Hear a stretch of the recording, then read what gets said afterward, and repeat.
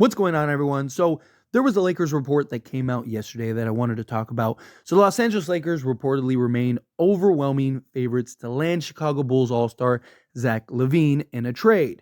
Darnell Mayberry of The Athletic reported all signs point to the Lakers and Bulls eventually reaching a deal for Lavine, though it's unlikely a pact will be reached before mid-January. Lakers can't do any trade. Even if they wanted to trade for Zach Lavine right now, they cannot until the January 15th is the earliest. But don't expect it on that date. It'll probably take a couple days before. But look, the Lakers, they just lost to the Chicago Bulls again. By the time this month is over, the Lakers might be under 500. I mean, they play the Minnesota Timberwolves, then they play the Boston Celtics, then they got the Hornets, which they should hopefully beat the Hornets, and then you got the Minnesota Timberwolves again to round that out. The Lakers very likely might go 3-1 in their next 4 games to round out the month, and they are currently 15-13 on the season. So they literally could be at 500 at best. Like the way that the Lakers are playing, that's a very real possibility. And so the Lakers, you have to go get Zach Lavine. I know a lot of people have concerns. I know a lot of people have just hey, if you get Zach Lavine, it's $40 million. That's a lot of money. And I agree to an extent. Zach Lavine is not worth $40 million. But the difference between Zach Lavine and, say, DeMar DeRozan is just the tax that the Lakers would have to pay. The Lakers are already over the salary cap for the foreseeable future, right? Like, it's not like, oh, if we go trade for DeMar DeRozan, then the Lakers have all this cap space now. No, the Lakers are locked up between LeBron James, Anthony Davis, Rui Hachimura, Austin Reeves. If D'Angelo Russell opts in next season, Gabe Vincent for the next 3 years, like the Lakers have no cap space. And even if you traded several players to go get Zach Lavine, you're not doing a 5-for-1 swap as far as rotation, guys. Maybe you throw in like a Maxwell Lewis and a Jalen Hood-Schifino, but those guys aren't in the rotation right now. You could trade for Zach Lavine and you'd still have 10 deep, if not maybe more. That's not counting if you get like an Andre Drummond also in the deal or whatever. Maybe you get like even a Torrey Craig. Right? Maybe you work it out to where you get 2 or 3 guys that can come in and have an impact besides just Zach Lavine. The Lakers desperately need another scorer. The Lakers' problem is purely scoring. They're 7th in the league in defense, and they're 26th in offense. The Lakers have a scoring issue. In the Bulls game, the Lakers' first 14 points were all 14 of them were LeBron James or Anthony Davis. All of them. Nobody else scored in the first 14 points. This is solely on LeBron James and Anthony Davis. Austin Reeves, he's been great. He's been giving you 20 a night on a regular basis the last handful or so games. But the problem is he has to work so hard for his points, right? He's a liability on the defensive end. Zach Lavine is a liability on the defensive end also, but his impact is far greater, right? And his ability to just go get a bucket at will is what is so valued. Austin Reeves, he has to work. He has to get into the teeth of the defense. He has to create contact. He has to do those things. Zach Lavine can just blow by the defender, can just get to the basket, can just pull up and score from pretty much anywhere. Also, teams aren't afraid of Austin Reeves. Teams aren't doubling Reeves. Teams are totally okay with just letting Reeves go one-on-one. Watch the games. Teams are not worried about Austin Reeves. They're double teaming AD every time he's on the block. They're packing the paint so to try to neutralize LeBron James as much as possible. And the Lakers have nobody that can free that up. A guy like Zach Lavine, you can't do that. See, the way that teams are looking at it, Austin Reeves goes off for 50 and beats us, we'll live with it. It's never happened, so we'll live with it. Zach Lavine scored 50 this year already. Like Zach Lavine by himself can beat you. Which, if you leave Zach Lavine one-on-one, you're getting torched. Zach Lavine's just gonna blow by you, or he's gonna light you up for 50 or 30 or 40 or whatever on a regular basis, which now you have to send the help guy, which now you can't double AD. Right? I love Austin Reeves. Austin Reeves has been fantastic. But if you go get a guy like a Zach Lavine, all of a sudden, his 20 points is so much more impactful. So much more.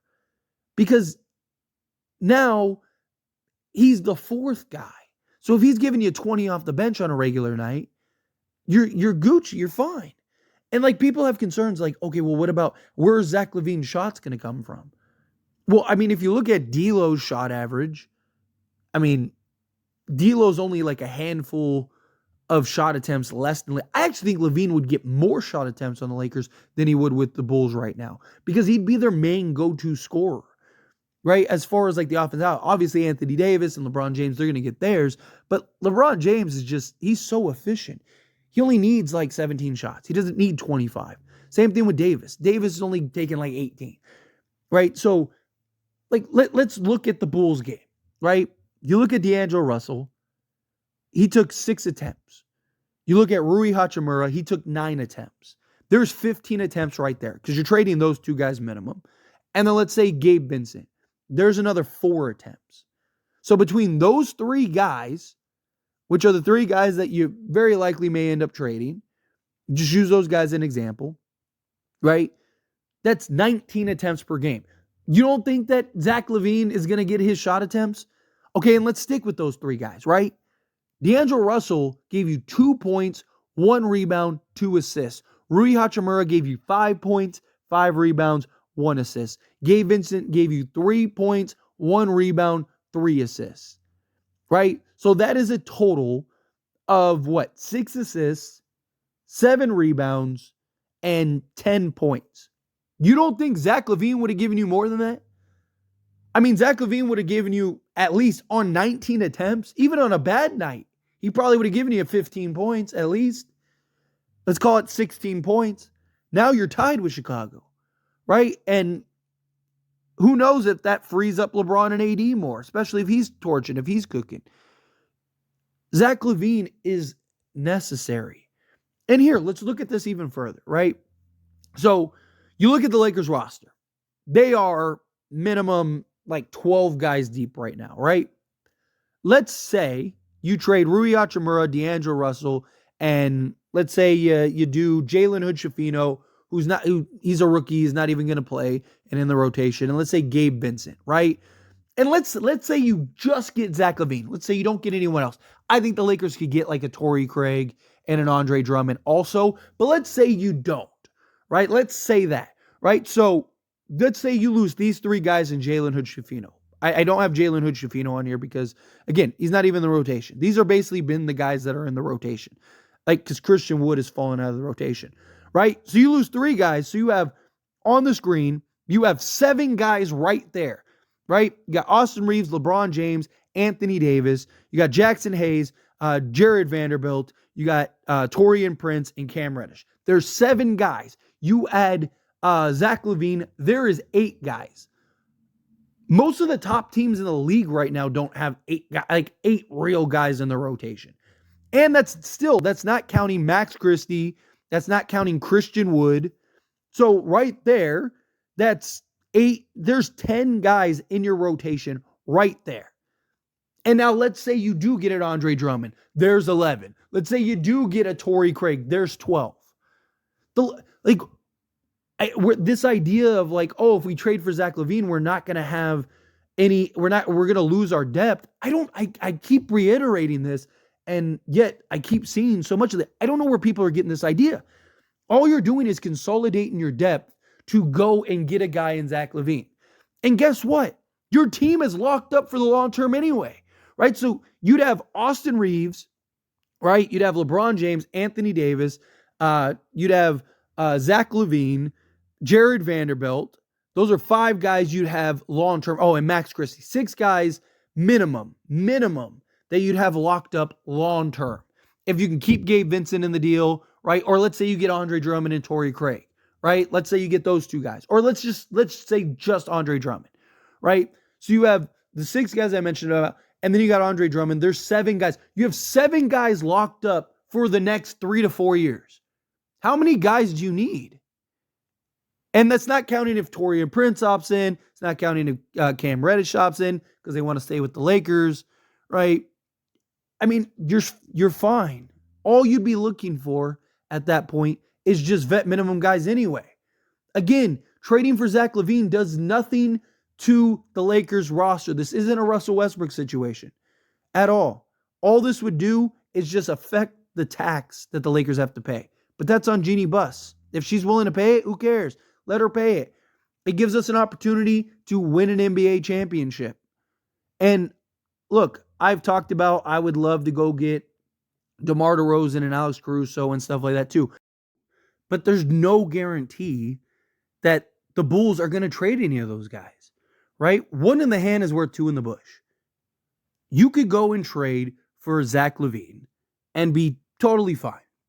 Or you could let Chicago trade Zach Lavine elsewhere, and now you're hoping somebody else either becomes available or that they do eventually end up trading DeMar DeRozan and everyone else.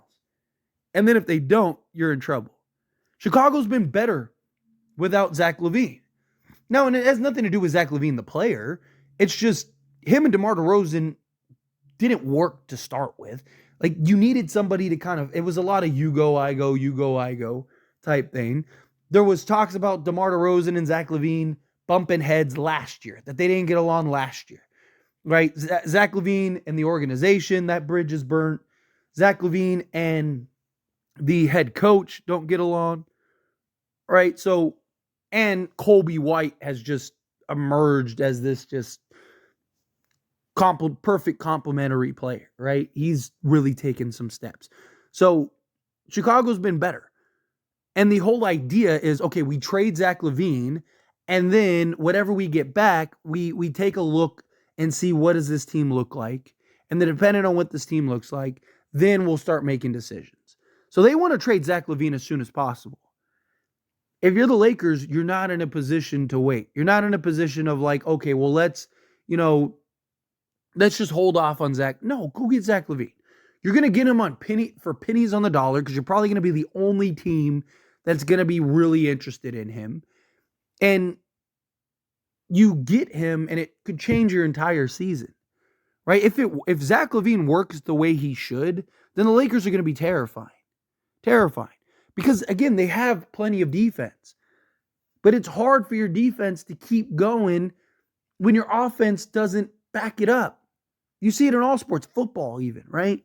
See these defenses that are elite, and they still end up losing games because the offense can't keep up, right? And it's like, how does the number 1 defense have a losing record? And it's like, because they can't, like, the offense isn't complementary. And you can only hold teams so much, and then you take that to basketball, same thing. Lakers could be the best defense in the league. The Lakers could be historically great defensively. It means nothing if you can't score the basketball. You have to be able to score. Zach Lavine helps with that. The Lakers got to go get Zach Lavine. They do. They got it. But anyway, as always, this is a discussion, so I pass a question on you. Join the discussion down in the comments. Let me know your thoughts and opinions, however you feel. That being said, if you haven't liked this video, hit that like button. Helps me out a lot. Lets me know you enjoy these types of videos, and I truly appreciate it. If you're not subscribed to the channel, hit that subscribe button. Turn on the bell notifications. Appreciate y'all. See you in the next one. Thank you.